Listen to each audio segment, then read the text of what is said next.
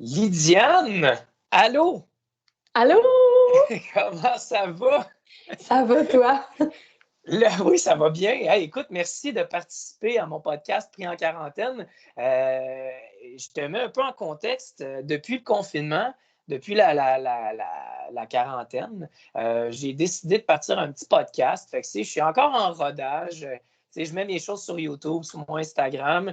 Éventuellement, je vais les avoir probablement sur Apple, Balado et tout. Mais là, pour le moment, c'est ça. Je m'occupe en faisant ça. Puis là, Très quand je t'ai cool. appelé, merci, quand je t'ai appelé tantôt, tu étais dans la salle de bain. Puis là, j'étais, qu'est-ce que tu fais dans la salle de bain? Mais là, tu disais que tout le monde occupe une partie, une pièce à cause du travail. Fait que là, je me suis dit, moi aussi, je vais aller dans la salle de bain. Fait que là, on fait une entrevue dans le bain. Yes! C'est C'est hot. nice. On C'est adore le cool. concept. Ouais, À côté de j'adore la le toilette. concept. Ouais, avec un beau papier de toilette. Ouais, C'est excellent. c'est concept. C'est le concept. Hey, Lydiane, encore une fois, merci d'accepter. Je suis vraiment content. Je t'ai écrit sur Facebook, puis j'étais genre, c'est sûr qu'elle me répondra jamais, tu sais, elle a trop de messages. Puis là, pouf, un soir, tu me réponds, j'étais genre, le gars le plus heureux. Puis j'étais là, elle va nous faire voyager pendant qu'on est pognés chez nous dans notre 3,5. Puis je suis vraiment, vraiment content. Merci. Ben, merci à toi d'avoir passé, de me faire partie de ton podcast. Très cool depuis Hey. mon bain. C'est le fun. Est-ce que ça me fait plaisir? Hey, on va partir ça direct. J'ai le goût qu'on parle un peu premièrement, tu es en santé, tant mieux. Je pense, est-ce que toute ta famille aussi est en santé? Oui, tout le monde est vraiment en santé. On pète le feu. Good, génial. Quand tu es revenu de Banff, parce que tu es parti à Banff il y a une couple de semaines de ça, Exact. tu es revenu et tu filais pas. Vas-y donc, explique-moi un peu, voir. Ben, en fait, à Banff, notre instructeur de ski, qui lui était en Europe un petit peu avant, a développé un début de grippe. Puis, tu sais, ça a l'air du gars qui est bien tough, qui pogne jamais la grippe, mais là, il était KO, là. Il faisait de la fièvre, il filait pas pantoute. Puis, nous autres, on était comme, bon, mais coudonc, tu sais, il a attrapé une bonne grippe. Bref, tout le monde, on revient le samedi, qui était le fameux samedi suivant l'ordre là, de début de confinement. Et on revient, puis moi, je te dirais que dimanche, je commençais à filer so-so. J'étais comme, ah, je file pas bien, tu sais. Lundi, là, la fièvre embarque, la toux, puis tout ça. Puis là, je me dis, ah ben, tabarnouche. Puis Tu te fais là, je capoter. demande à tout, au groupe, je dis comment vous allez, vous autres? Puis on est un bon 6 personnes là, qui ne filent pas du tout lundi. On est comme, OK, on devrait commencer à s'inquiéter. Je me dis, je vais attendre encore. Mardi, là, ça file, mais pas du tout, ça s'empire. Puis moi, je suis asthmatique. Asthmatique, j'ai déjà eu des pneumonies dans ma vie. Dès qu'il y a quelque chose, ça s'attaque à mes poumons tout le temps, tout le temps. C'est ma faiblesse dans mon corps, tu sais. Fait que je voulais comme pas prendre de chance. Fait que j'ai appelé le 811. Je leur ai donné mes symptômes. Ça correspondait quand même pas mal aux symptômes, sauf la détresse respiratoire que je n'avais pas parce que à ce moment-là, ça allait vraiment bien du côté respiratoire. Tu sais, je prends mes pompes à tous les jours. Fait que oui, je suis asthmatique. Oui, j'ai toujours un peu de difficulté à respirer, mais pour moi, c'est ma normalité dans ma vie. Tu sais. Je Puis comprends. là, elle dit, mais on veut pas prendre de chance. Elle dit, t'es asthmatique, tu reviens de Banff, ton guide était en Europe 2 semaines plus tôt.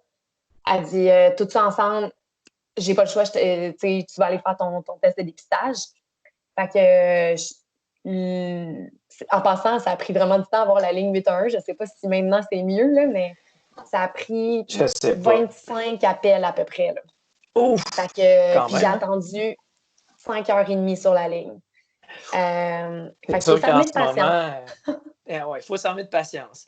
Mais là, tu as appelé, puis là, tu as reçu tes résultats. Ben, en fait, je me Et suis dépêchée à la clinique. Là. C'est le test, c'est les. Bon, je ne rentrerai pas dans tout le processus, là, mais bon, eux nous appellent. Après ça, ils nous donnent une heure de convocation et une journée. Je me suis présentée, puis 48 heures plus tard, je recevais les tests. Fait que tout le processus a pris environ 7 jours.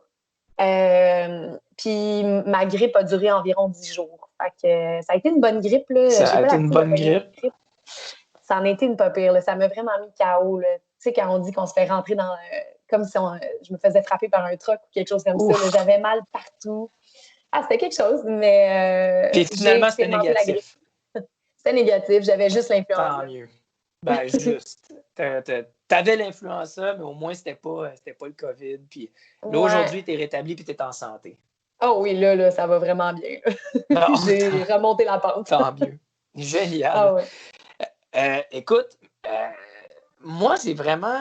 Tu sais, je pense que les gens sont rendus assez habitués de savoir, bon, OK, là, tu as tout plaqué, tu avais une bonne job et tout. Je pense que les gens connaissent ton histoire. Mais avant tous ces voyages-là, moi, je veux savoir, c'était qui Lydiane, la Trifuvienne? Est-ce que tu as grandi dans une famille de voyageurs? Est-ce que. C'est ça. As-tu grandi dans une famille de voyageurs? Je dirais que, ben, on faisait nos voyages à notre manière. C'est sûr qu'on n'était pas une famille qui roulait sur l'or. Fait que pour nous, voyager à l'étranger, c'était pas possible. Par contre, mes parents étaient adeptes de camping.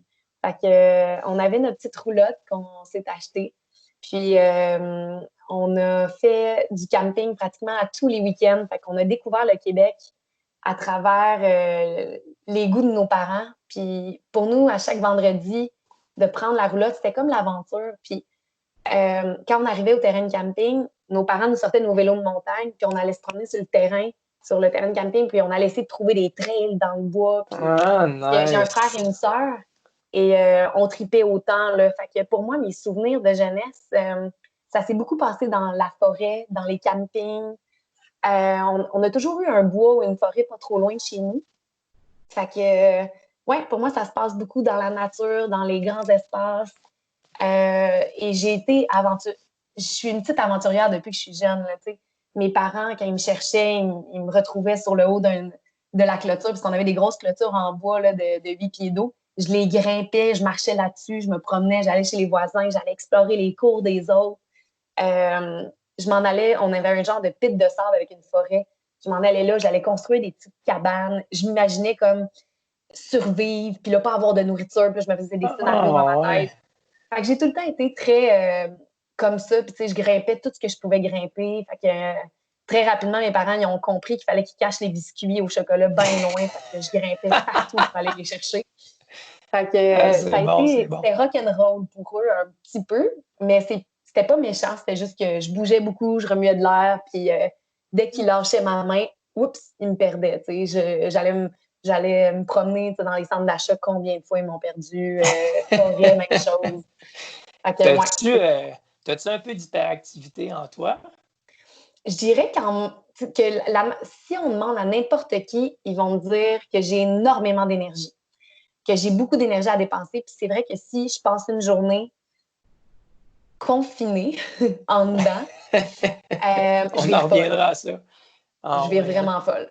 Fait que à chaque jour, il faut que je fasse mon sport. À chaque jour, il faut que je bouge. Si je bouge, je suis assez. Euh, on, on va m'endurer.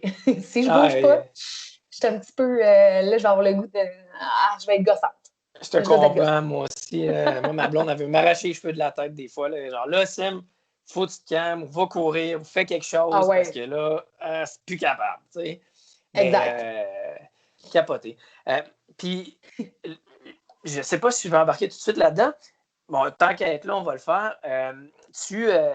Justement, toi qui carbure au voyage, qui arrête pas, comment est-ce que tu gères le confinement? Comment ça va? Tu sais, toi qui étais tout le temps parti. Combien de fois par année tu étais parti?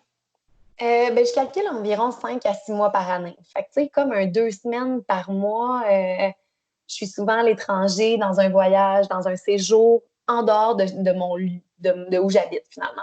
OK. C'est pas tout le temps nécessairement à l'international, mais ça peut être au Québec aussi.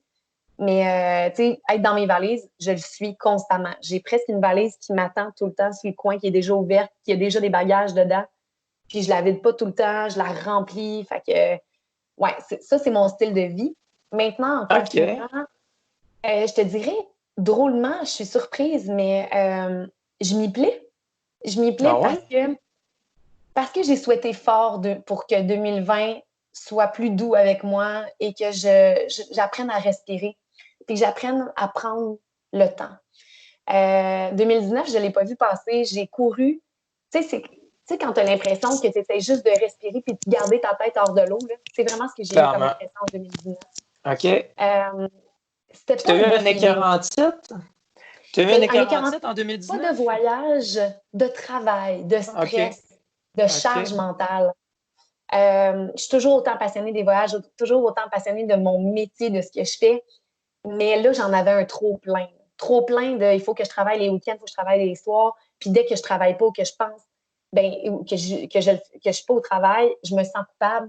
Fait que, bref, 2020, je le souhaitais plus tranquille. Fait que clairement, ça a été exaucé. Plus que je ne l'aurais voulu. Mais je te dirais que je le prends bien parce que je me suis retrouvée une petite routine dans mon quotidien qui est un mélange de gros sports. Tu sais, je vais me remettre beaucoup à l'entraînement. Ben là, je te jure que je mets mon corps à rude épreuve. Ah Je vais ouais, faire du c'est bon sport à ça. tous les jours, de la musculation, des vidéos en ligne. Je vais courir quand je peux. Je vais faire du vélo. Fait que, tu sais, je fais, mettons, 4 sorties de course par semaine. Là, hier, j'ai fait une sortie de vélo de 50 km.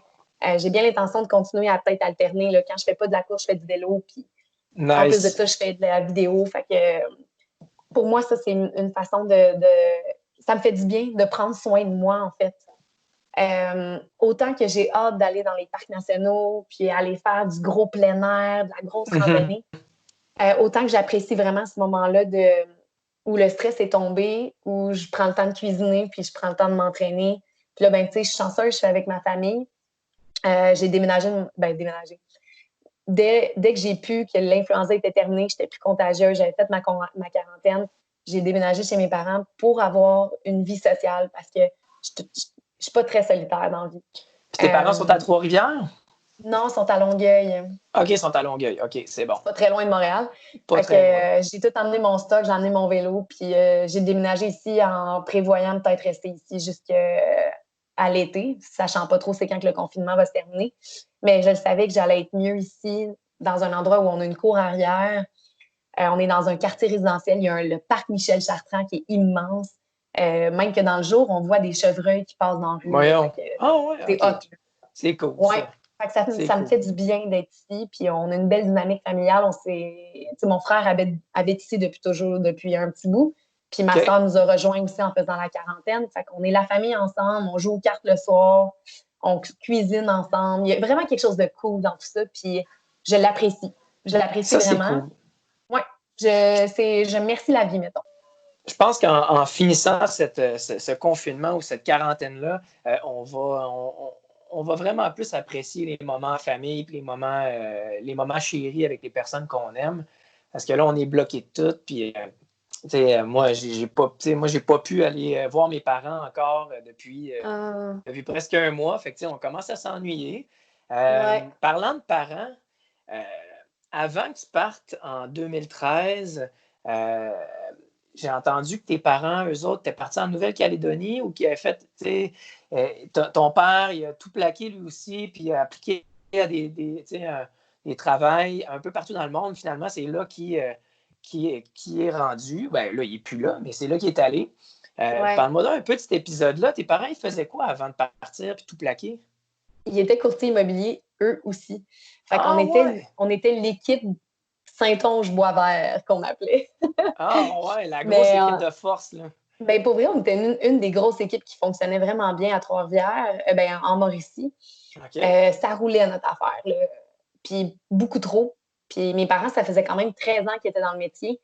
Eux autres, ça veut dire que ça faisait 13 ans qu'ils vivaient dans le stress constant parce que être courtier immobilier, c'est gérer des urgences constamment. C'est ça, C'est t'es tout le temps au bout du fil. Il y a du monde qui toujours, t'appelle toujours, constamment, toujours. là. Puis c'est Mhm. de soir, c'est de week-end, t'as pas de vie. Puis ça a été vraiment ça. Puis moi non plus, j'ai pas eu de vie pendant le temps que j'ai travaillé là-dedans. Fait que mes parents, à un moment donné, ils ont réalisé qu'ils aspiraient à autre chose, qu'il y avait une grosse écœur en titre du travail, du stress, puis qu'ils avaient le goût de vivre autre chose, puis que les 13 dernières années, ils les avaient pas vus passer nécessairement. Fait Aïe, aïe. que ils ont ils ont vendu pas mal de choses. Ils ont gardé aussi beaucoup de choses. Puis mon père, il a appliqué lui, il était contremaître dans son autre vie, juste avant d'être courtier immobilier. OK, Il était OK. contremaître électricien. Fait que, il a été engagé par une mine qui s'appelle Extrata Nickel en Nouvelle-Calédonie. Il y avait, à ce moment-là, 250 Québécois qui habitaient là-bas. Fait qu'il était dans un quartier québécois. Ils ont adoré l'expérience. Ils ont vécu là 2 ans et demi. Puis je te dirais que de voir mes parents sacrer toutes leurs affaires-là puis se pousser au bout du monde, ça m'a donné... Ça a été ultra inspirant pour moi parce que je me suis dit, si eux, à leur âge, sont capables de faire ça avec des enfants à charge, ils sont capables de se dire, hey, on prend le risque de réduire de moitié le salaire. Là. On s'entend, ma mère ne travaillait pas. Elle l'a suivi, mais comme on gagnait bien notre vie en tant que courtier immobilier. Puis là, il s'en allait vers quelque chose qui était beaucoup moins payant, mais avec une qualité de vie ou juste une vie différente. Et je te jure, là, ils ont tripé. C'est comme s'ils avaient rajeuni. Pendant ce temps là-bas, là, on dirait qu'ils ont rajeuni. Hey, ils marchaient à tous les jours, ils allaient faire du plein air, ils prenaient le temps, il y avait des poules dans leur cour arrière. Ils ont vécu une belle vie où ils étaient entourés de gens aussi parce qu'il y avait plein d'autres Québécois. Ça a été très trippant pour eux. Après ça, ils ont déménagé à Vancouver. Ben, un petit peu plus loin, le Kitimat, en fait, un peu plus loin dans le nord. Absolument. Puis après ça, ils ont déménagé à Terre-Neuve. Puis après ça, à Gatineau. Oui, puis là, ils sont arrivés à Longueuil. Fait qu'on l'a, tu sais, au final, on quand même voyagé, là. C'est ça. C'est juste que dans le temps où on était plus jeunes, ben, c'est peut-être les finances qui étaient pas au rendez-vous, puis bon, c'était moins accessible quand même, là, un petit peu, là. Fait que maintenant, c'est l'est. On est parti en voyage, justement, en Équateur. On est chanceux en début février. Toute la famille ensemble. Fait que ça a été vraiment cool, ça aussi, de vivre un beau voyage, tout le monde ensemble, en Équateur. Fait que... C'est sûr que ça devait être trippant à mort. Fait que tes parents étaient courtiers immobiliers et toi, tu étais courtière immobilière. Est-ce que c'est juste la suite des choses logiques? Tes parents, ils l'étaient, toi, tu as décidé d'aller là-dedans? Non. Ouais. Okay. Et quand je les voyais aller, j'étais comme, moi, je ferai jamais ça de ma vie. Vous êtes tellement stressés. Vous n'arrêtez pas de parler de ça.